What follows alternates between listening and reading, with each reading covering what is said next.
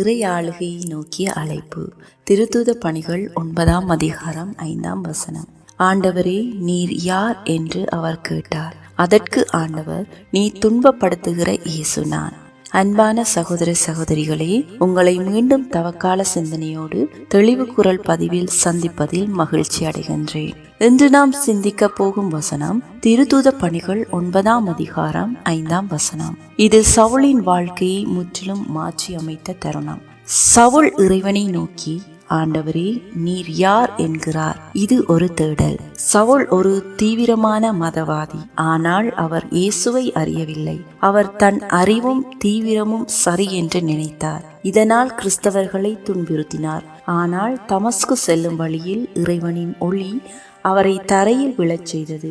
அந்த நேரத்தில் அவர் கேட்ட கேள்வி, ஆண்டவரே, நீர் யார்? அன்பானவர்களே, நம்முடைய வாழ்க்கையிலும் இப்படிப்பட்ட தருணங்கள் வரும். நோய், துன்பம், தோல்வி, குடும்ப பிரச்சனை, இவை எல்லாம் நம்மை கேள்வி கேட்க வைக்கும். கடவுளே, நீர் யார்? என் வாழ்க்கையில் நீர் என்ன செய்கிறீர் என்ற கேள்வி எமக்குள் உருவாகும்.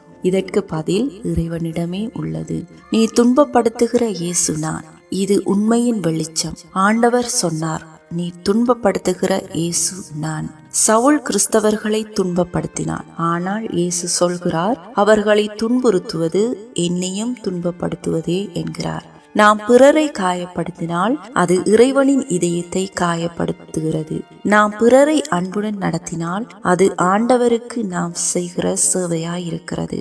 இது இறை ஆளுகையின் அழைப்பு. மனிதரை மதிக்கவும், அன்பில் நடக்கவும், உண்மையை ஏற்கவும் எம்மை அழைக்கிறது.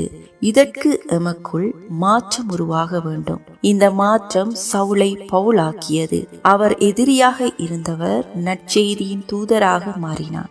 அன்பானவர்களே, இறையாளுகை என்பது ஒரு பதவி அல்ல, அது ஒரு மாற்றம். கோபத்தில் இருந்து சமாதானத்திற்கும், வெறுப்பில் இருந்து அன்பிற்கும், பொறுமையில் இருந்து தாழ்மைக்கும் எம்மை மாற்ற வேண்டும்.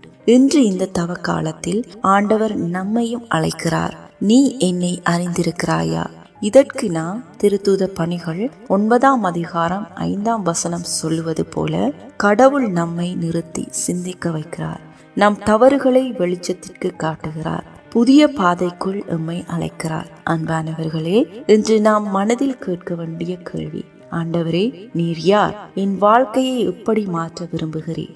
அவரை உண்மையாய் சந்திக்கும் பொழுது நாமும் பவுலை போல புதிய மனிதராக இந்த தவக்காலத்தில் மாற இயேசு தாமே உங்களையும் என்னையும் அழைக்கின்றார். ஆமேன். சவுலே, நீ ஏன் துன்புறுத்துகிறாய்? உன் கோபத்தை அன்பாய் மாற்று, உன் ஆணவத்தை தாழ்மையாக்கு.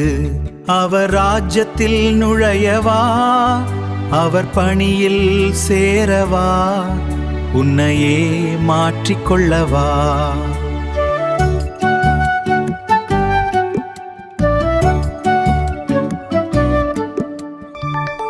தமஸ்கு பாதையில் சவுலாய் நடந்தேன், அன்பின் ஒளியால் பவுலாய் மாறினேன்.